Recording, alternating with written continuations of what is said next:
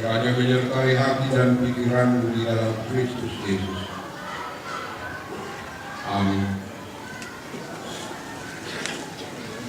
Saudara-saudara, adapun yang mendasari khotbah kita pada pagi hari ini diambil dari buku Raja-Raja yang pertama, pasal yang ketiga, mulai dari ayat yang keempat dan berakhir di ayat 14. Untuk jelasnya saya bacakan sebagai berikut. Pada suatu hari, raja pergi ke Gibeon untuk mempersembahkan korban, sebab disitulah bukit pengorbanan yang paling besar. 1000 korban bakaran dipersembahkan Salomo di atas mezbah itu. Di Gibeon itu Tuhan menampakkan diri kepada Salomo dalam mimpi pada waktu malam. Berfirmanlah Allah, mintalah apa yang hendak kuberikan kepadamu. Lalu Salomo berkata, Engkaulah yang telah menunjukkan kasih setiamu yang besar kepada hamba-Mu Daud ayahku, sebab ia hidup di hadapanmu dengan setia, benar dan jujur terhadap Engkau. Dan Engkau telah menjamin kepadanya kasih setia yang besar itu, dengan memberikan kepadanya seorang anak yang duduk di tahtanya seperti pada hari ini. Maka sekarang ya Tuhan Allahku, Engkaulah yang mengangkat hamba-Mu ini menjadi raja menggantikan Daud ayahku, sekalipun aku masih sangat muda dan belum berpengalaman.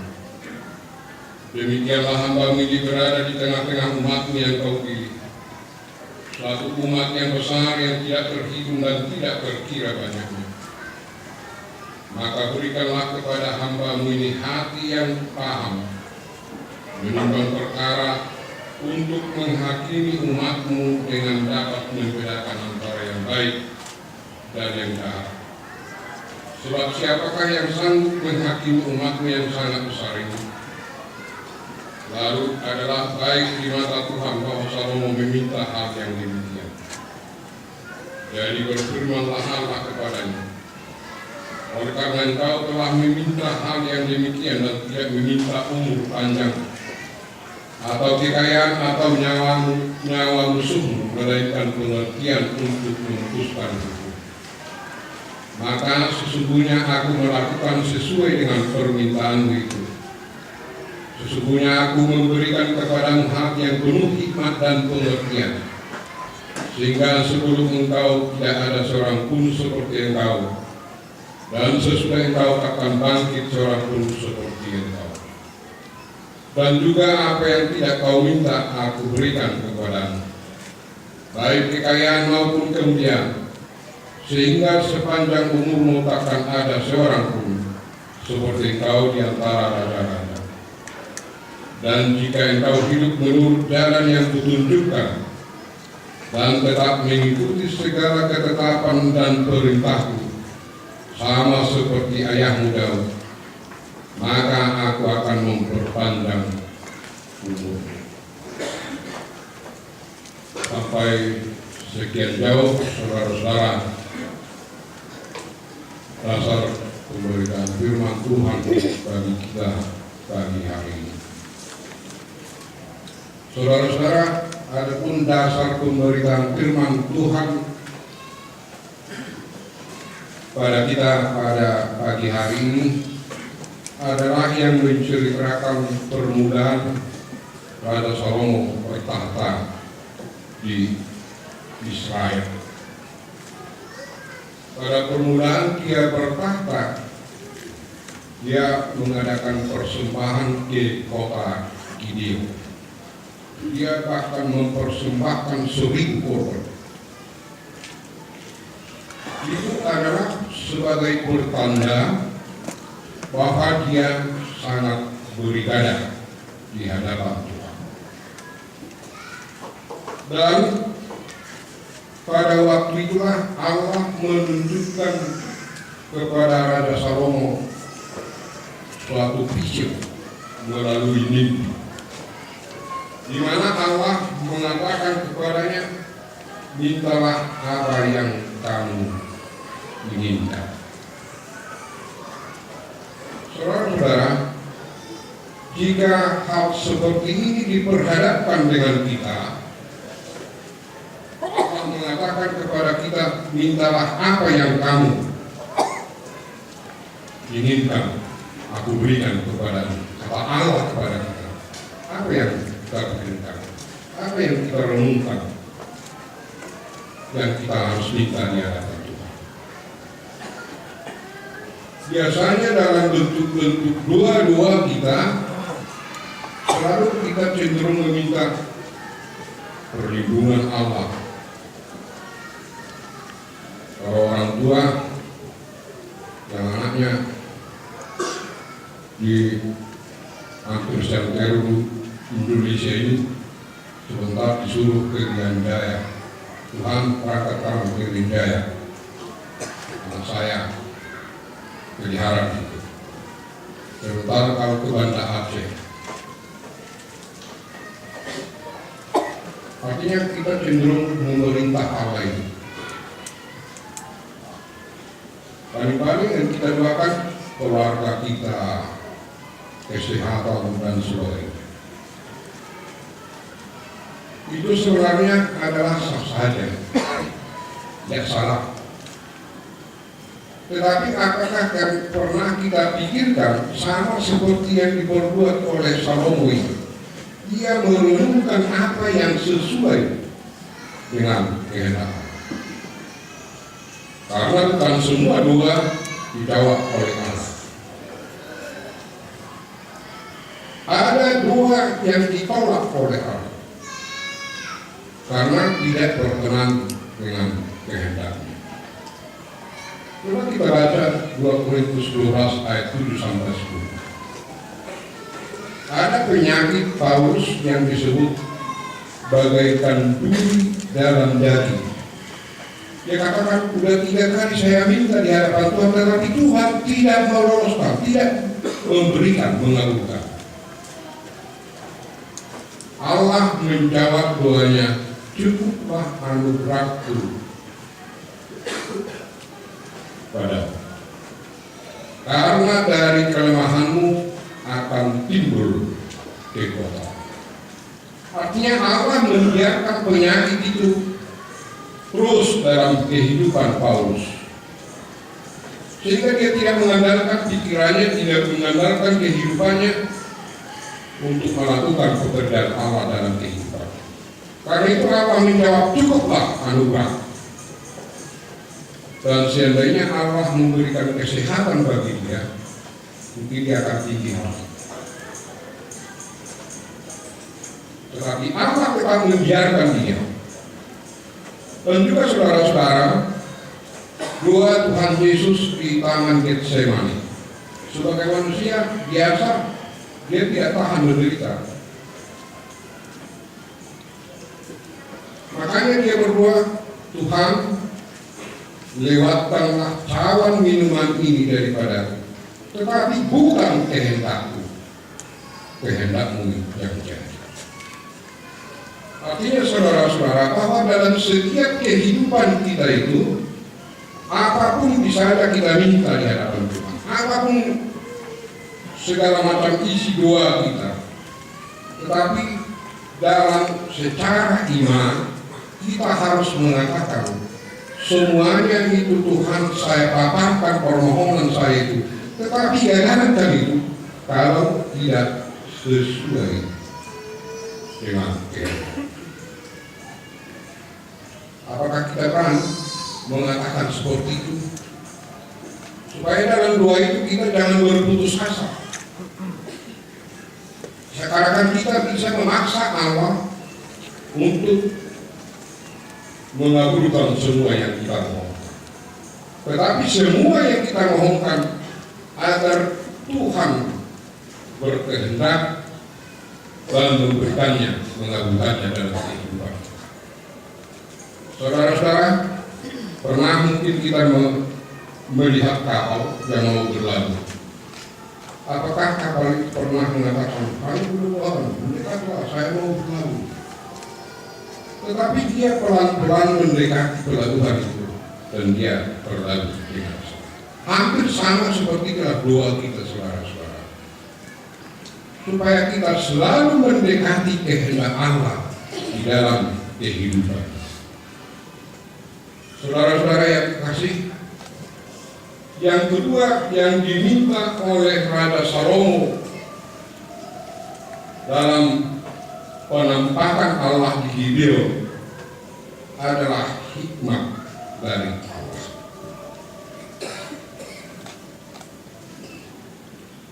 Hikmat yang dapat menimbang perkara yang baik dan benar, yang baik dan jahat,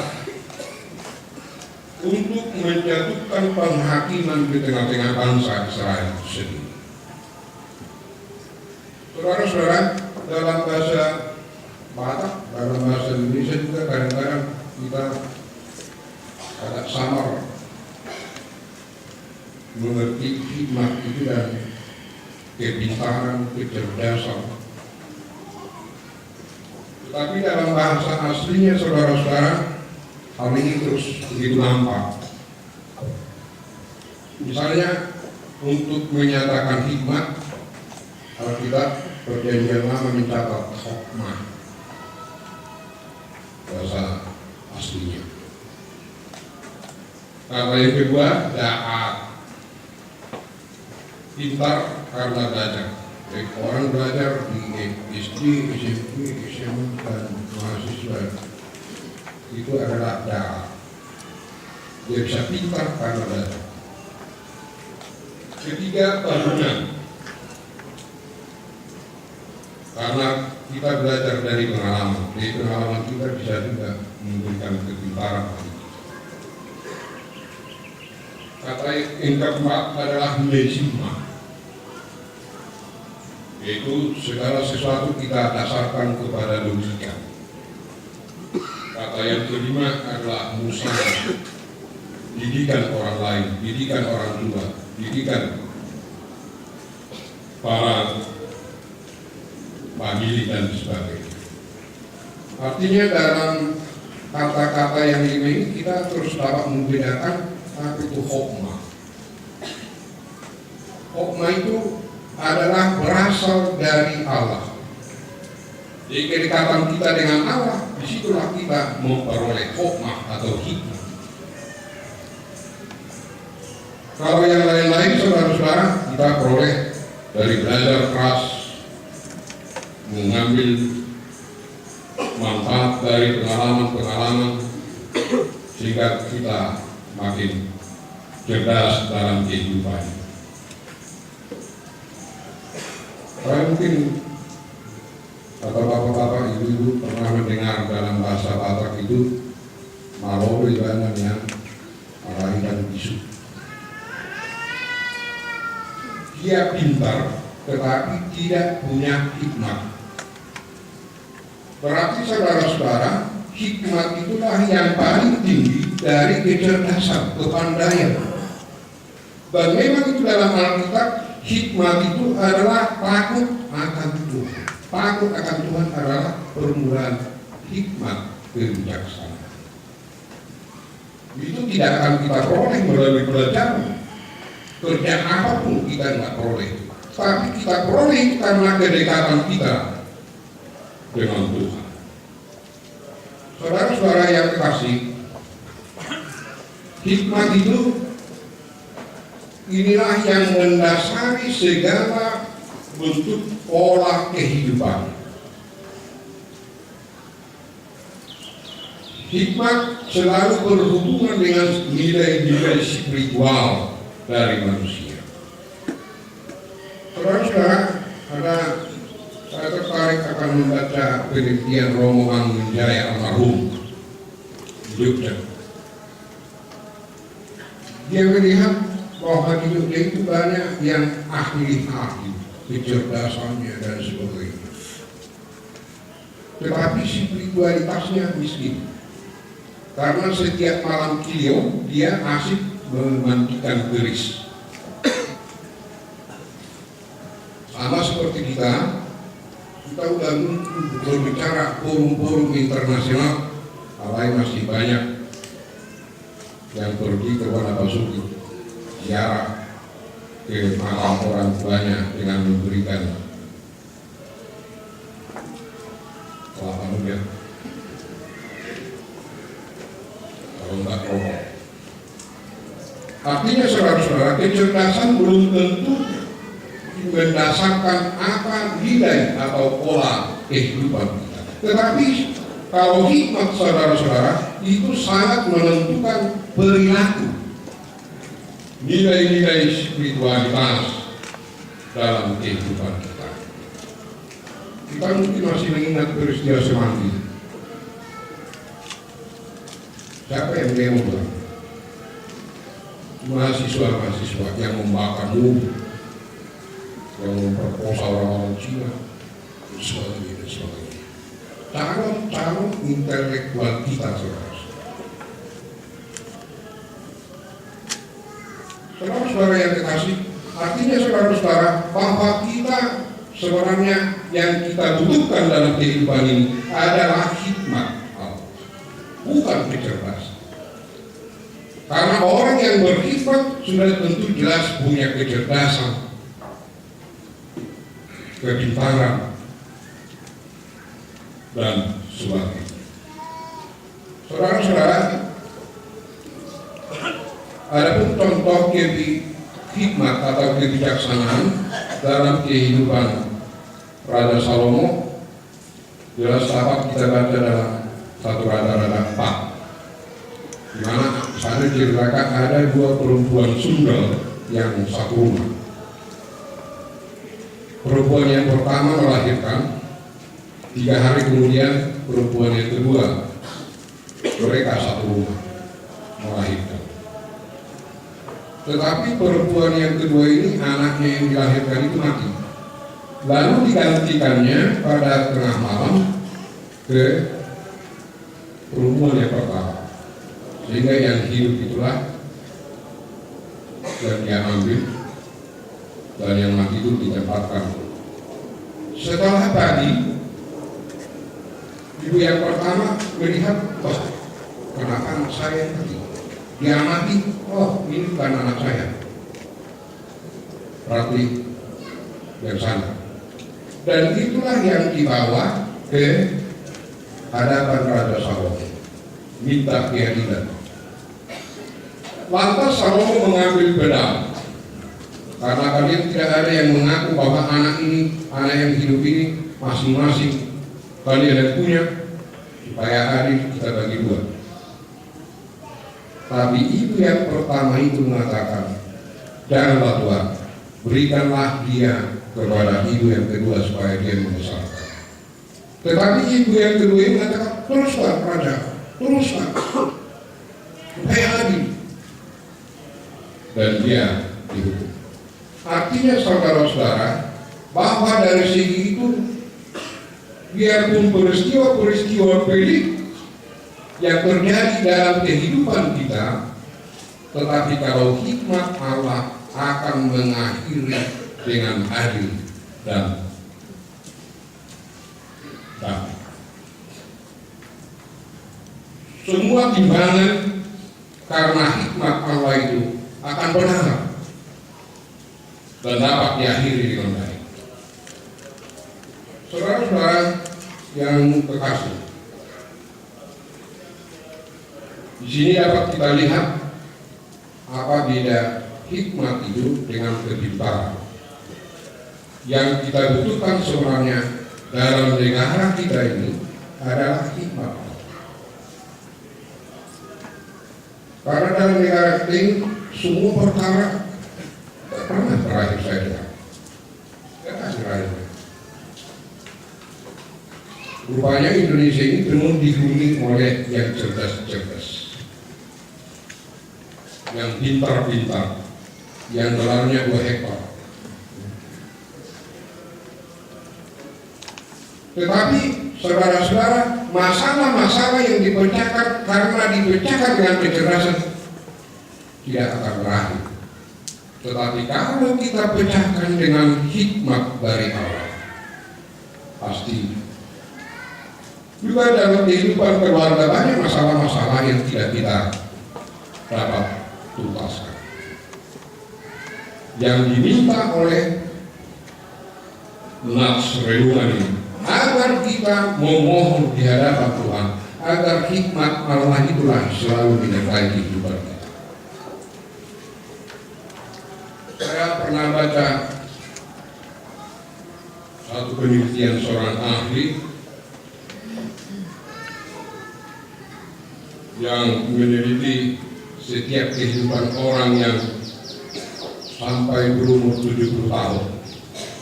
Kira-kira inilah gambaran waktu yang dia pergunakan. 23 tahun dari 70 tahun itu dia pergunakan untuk tidur, atau sekitar 32,9%. 16 tahun bekerja, 22,8%. Menonton TV hiburan 8 tahun, 11,4%. Makan minum 6 tahun, 8,6%. Ngomong-ngomong, rileks, rekreasi 4,5 tahun, 6,5%. Sakit penyembuhan 4 tahun, 5,7%. Berpakaian menghias diri 2 tahun, 2,8%. 2. Renungan ibadah hanya setengah tahun, 0,7%. Yang menarik dari survei ini, saudara-saudara, adalah yang dipergunakan orang sampai dia berumur 70 tahun hanya setengah tahun dalam ibadah, dalam doa. Sedangkan untuk rileks, omong-omong, omong kosong, rekreasi, dan sebagainya, kalau diperkirakan per jamnya 164,57 menit atau 2 jam 74 menit per hari. Yang mau kita katakan sekarang ini rupanya 2 ibadah dan hikmat surgawi itu nampaknya tidak kita butuhkan pada saat ini. Karena 2 renungan hanya 10,29 menit per hari.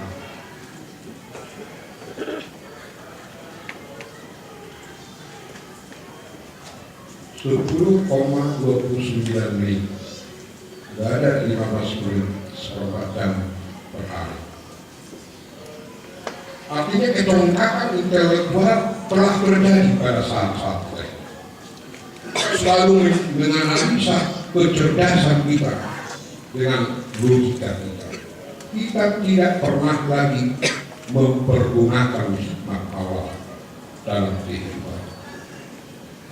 Saudara-saudara yang dikasih dalam Yesus Kristus, karena itu dasar pemberitaan firman Tuhan kepada kita saat ini, coba kita renungkan apa yang kita minta, apa yang kita butuhkan di dalam kehidupan kita sekarang.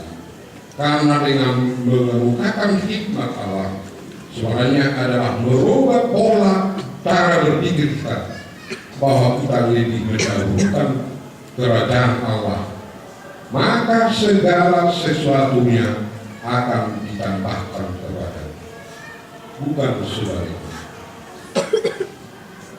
Segala sesuatu itu kita dahulukan, dan kerajaan surga itu sebagai tambahan. Tidak. Dengan memohon hikmat dari Allah, kita mendahulukan kerajaan Allah dan kebenarannya, maka segala sesuatunya akan ditambahkan. Amin. Kita berdoa. Tuhan Allah Bapa dalam surga, terima kasih Tuhan atas sapaan-Mu kepada kami pada pagi hari ini. di mana Tuhan menyapa kehidupan kami, bahwa kehidupan kami ini sebenarnya harus dipenuhi hikmat yang daripadamu. Padahal hikmat daripadamu akan kami peroleh melalui dekatnya kami dengan Tuhan, merenungkan firman-Mu, meditasi, doa, dan hikmat itu akan kami peroleh dalam kehidupan kami. Tuhan, dalam mengatasi segala peristiwa-peristiwa kehidupan kami mau mengedepankan hikmat yang daripadamu, sehingga segala sesuatu yang pelik, yang sulit kami pecahkan, dapat kami pecahkan dan berakhir dengan kebaikan. Itulah yang diinginkan oleh Raja Salomo dalam kehidupannya, dan dia peroleh Tuhan hikmat itu melalui ibadahnya di hadapan-Mu. Karena itu tolong kami Tuhan, agar semakin giat, semakin serius menyatakan hubungan kami dengan Tuhan, sehingga segala sesuatu yang kami butuhkan dalam kehidupan ini Tuhan akan berikan kepada kami. Terima kasih Tuhan atas sapaan, sehingga kami lepas dari mengandalkan kecerdasan, kepintaran, dan kekuatan kami sendiri, tapi kami selalu mendahulukan hikmat yang daripadamu. Terima kasih berkati Tuhan melalui Roh-Mu yang kudus, agar hal yang demikianlah yang terjadi dalam kehidupan kami. Bapa, pada saat ini mungkin banyak soal-soal yang kami hadapi dalam kehidupan kami sehari-hari, dalam kehidupan rumah tangga kami, dalam kehidupan pergaulan kami. Tuhan, mampukan kami dengan memberikan hikmat-Mu, sehingga kami dapat mengatasinya secara baik. Kami rindu itu Tuhan terjadi dalam kehidupan kami. Karena itu kami mohon membuatkan kami untuk selalu menggantungkan kehidupan kami dalam hikmat. Bapa dalam surga, juga pada saat ini mungkin ada dari saudara-saudara kami yang terbaring di rumah sakit ataupun di rumah. Tolong Tuhan sembuhkan dengan menumpangkan tangan-Mu atas kehidupan mereka, sehingga mereka dapat kembali dengan sehat untuk melaksanakan segala pekerjaan yang Tuhan kembangkan kepada mereka. Berikan juga ketabahan kepada semua keluarga, agar mereka tetap menyerahkan semua persoalan yang mereka hadapi di hadapan. Mungkin ada di antara saudara-saudara kami yang menderita, yang berputus asa. Tuhan, jamah dan pegang tangan mereka masing-masing, bangkitkan mereka, sehingga mereka dapat berjalan sesuai dengan kehendak dan hanya memohon pertolongan yang daripada-Mu. Karena Engkaulah gunung batu kami yang menguatkan kami di dalam segala kehidupan kami. Tuhan, pada saat ini semuanya ini kami serahkan hanya dalam nama anak Tuhan Yesus Kristus. Kehendak-Mu yang jadi dalam kehidupan kami. Terima kasih Tuhan.